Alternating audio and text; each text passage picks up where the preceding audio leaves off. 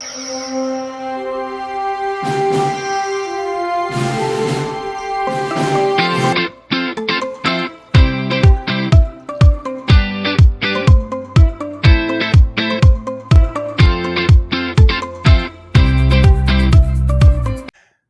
welcome back to another episode of The High Ground. I'm Reed. And I'm Matt.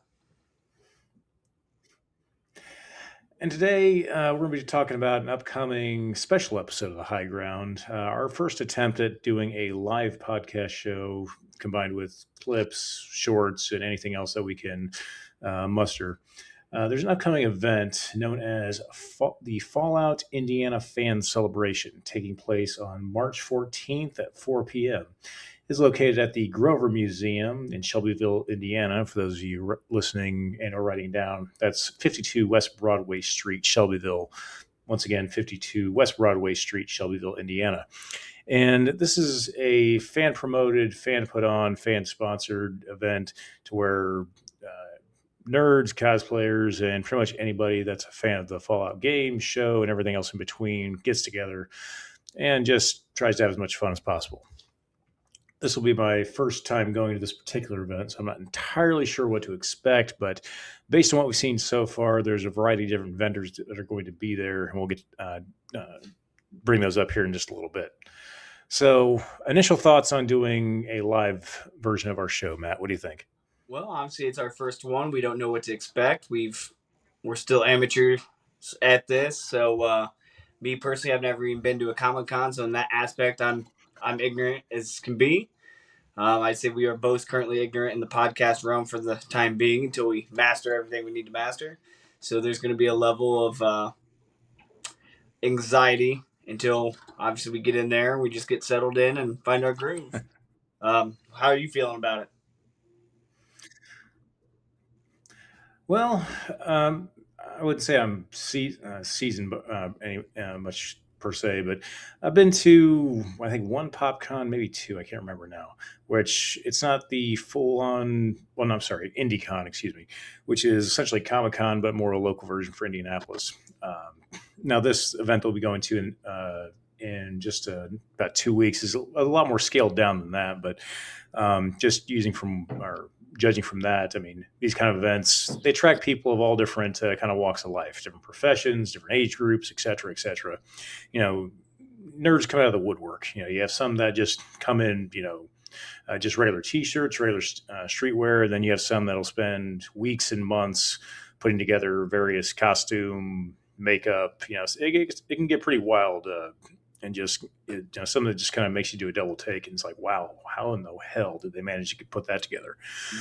So who knows? Hopefully, it'll end up being a decently sized event. Like I said, it's all fan sponsored, fan put together, so it'll be a little bit more smaller in scale than say IndieCon, PopCon, Gen Con, those sorts of events. But hoping that's going to be fun nonetheless.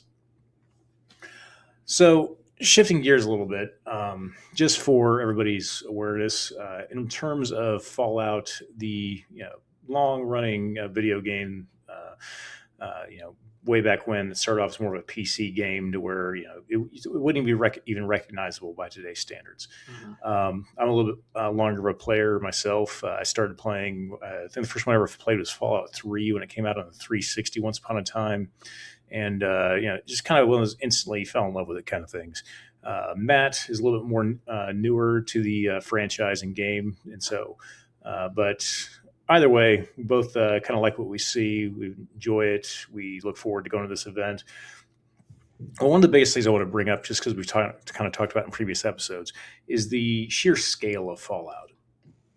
And we like to compare it to things like things that we discussed here on the show before. Lord of the Rings, Shadow of War, Hogwarts Legacy, these kind of games that are really just as open world as that can be. So I guess let's start there. So what do you think, Matt, in regards to, just your opinion of those kind of games to where you can either choose to kind of follow the main storyline or hell, if you're just feeling like kind of a slower day, I just feel like doing all these really random side quests or kind of doing my own thing. I kind of like those games. I'm more privy to the Grand Theft Auto series. It's a very similar series style game. It's open concept. You got your main storyline. You got a bunch of side quests, missions you can do if you so choose. Um, I've enjoyed Hogwarts Legacy. I kind of stopped playing, not because of the game, but because other games came out about the same time that drew my attention away. Just haven't gotten back into it. Um, those games are fun when done well. Starfield again, big wide open game. Was not a fan. They had a lot of work they needed to get done in the combat controls of the game. Another game. Oh, it was not Elder Scrolls. Whatever that newest game in that franchise was, I was Elder not Scrolls. a fan of that. Um, I can't think of the name of it off right now. My only beef with that It was was so the whole that good. No, I was gonna say Elder Scrolls is like the franchise name. Then they have the individual games, which are named like Skyrim, and Elden Ring. there was a couple other ones, but it's all the Elder Scrolls. Elden Ring, yeah, that Yep, was another yep. one. My big beef with Elden Ring was you kind of just start in the game, you're tossed into it. Once you get past this big boss that you cannot beat, regardless, because it's part of the main story, you got to lose. Then it throws you into the main story map, and you're just there. There's no direction. There's no help. It's just wander. Did not like it. Could not get into it, and I quit playing pretty quickly. I remember back in the day, probably Fallout 3, same as you, when I had started playing Fallout.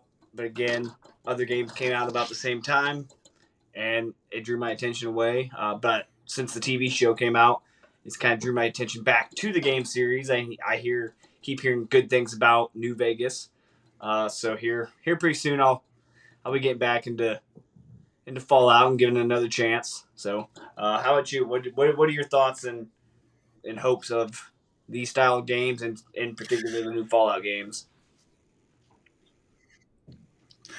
Well, like I said, my biggest thing is just having as much customization and freedom as possible, and just making it so it can fit pretty much any mood I could be in. Okay, if I'm one of those days where hey, I have some time to kill, I could spend a couple hours enjoying it and really getting deep dive into it, or hey, I only got 20 minutes and I kind of just want to unwind for a few, and I feel like it's perfect for either of those scenarios.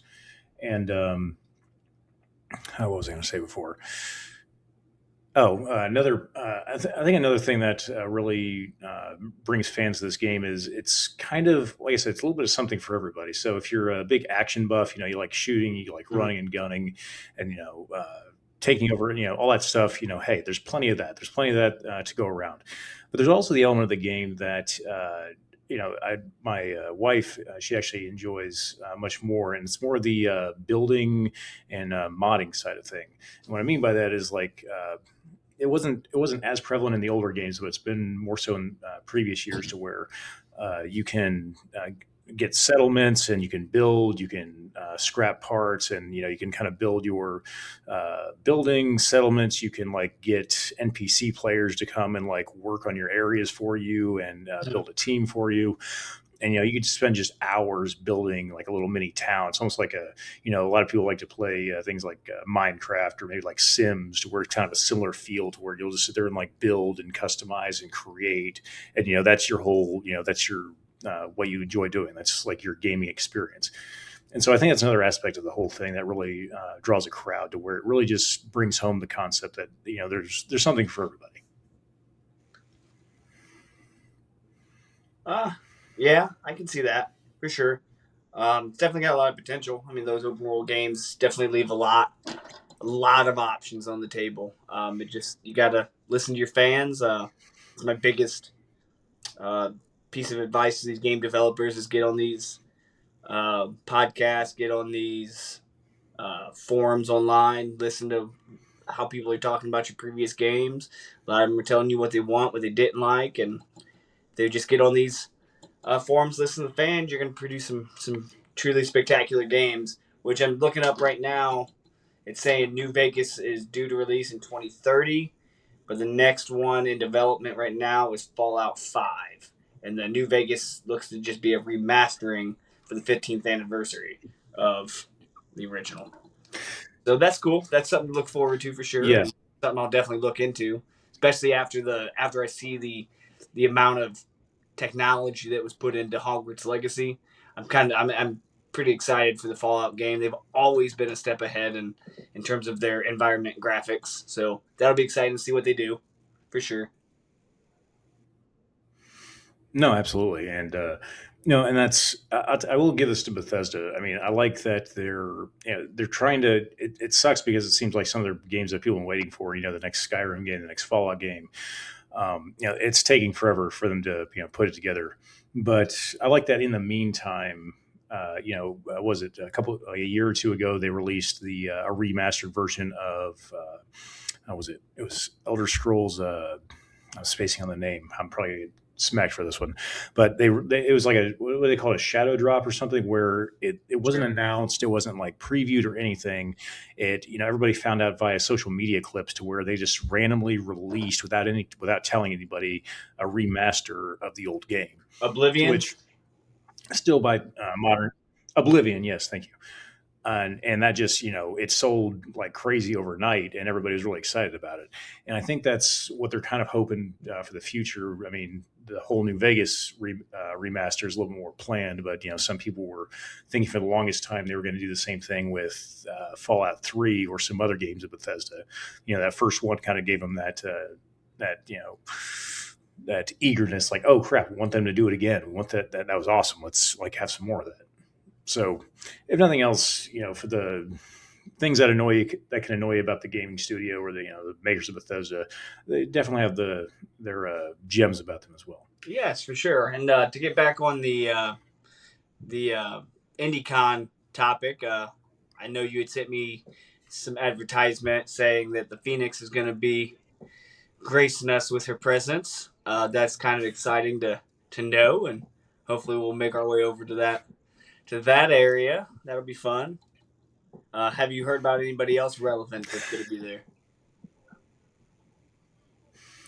Let me think. So, IndieCon, I think I saw the current. I mean, the whole list isn't released yet, or they haven't agreed to them yet. But I think the big names were Famke Janssen, which is the Phoenix, or she played in a number of different other Mm-hmm. movies.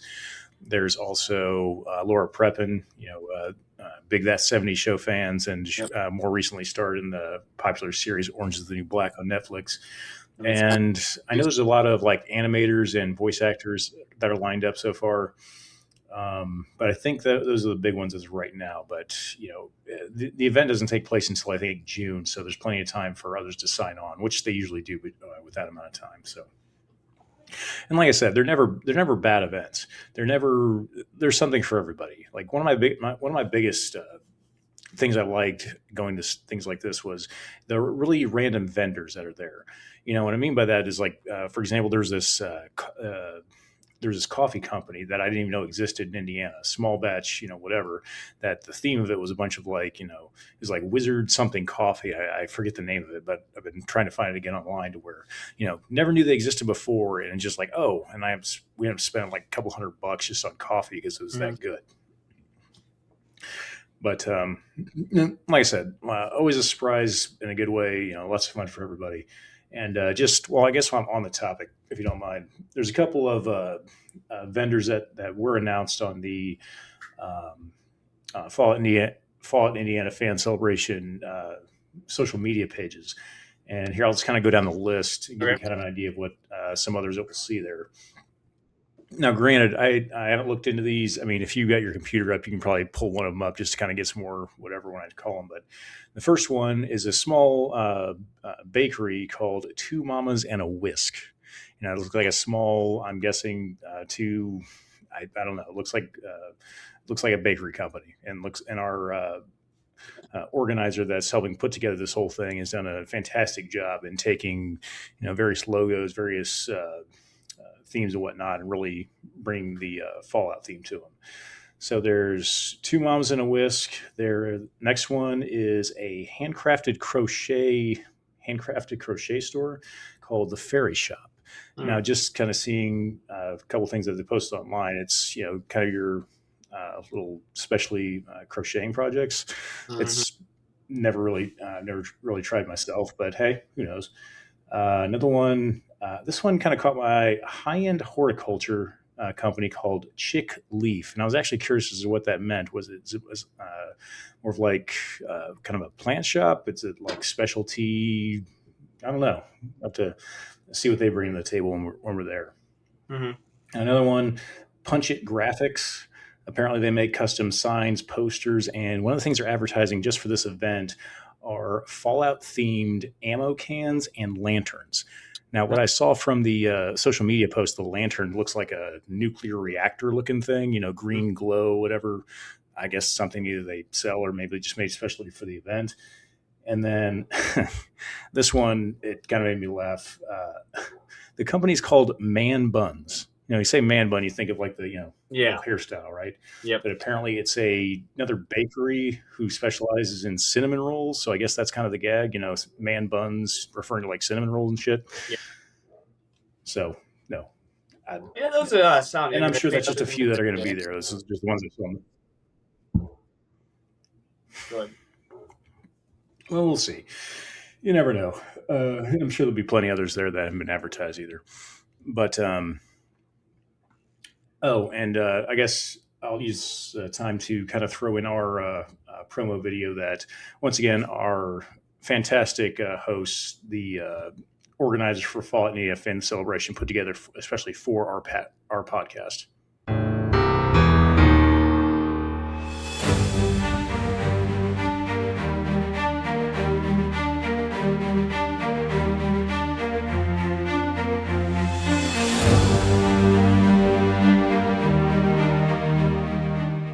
Well, like I said, that was awesome of them. They've really been helpful in this whole process, not only getting us set up, but also working with us to increase each other's, just spreading awareness of both the event going on as well as our podcast. So can't thank them enough. Yep, for sure. We appreciate it. All right. So before we start getting too much, before we start getting too much deeper down the rabbit hole, any final or kind of closing thoughts on whether it be the event, the game, or just anything in general, Matt?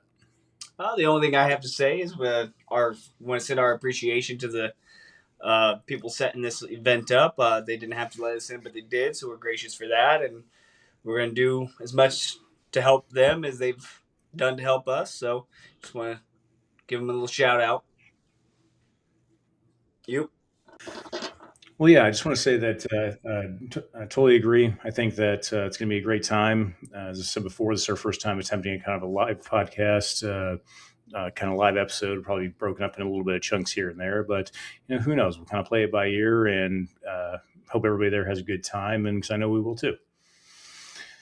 Well, that'll do it for all of us here at the High Ground. But remember, please stay nerdy, stay knowledgeable, and always take the high ground. See you next time.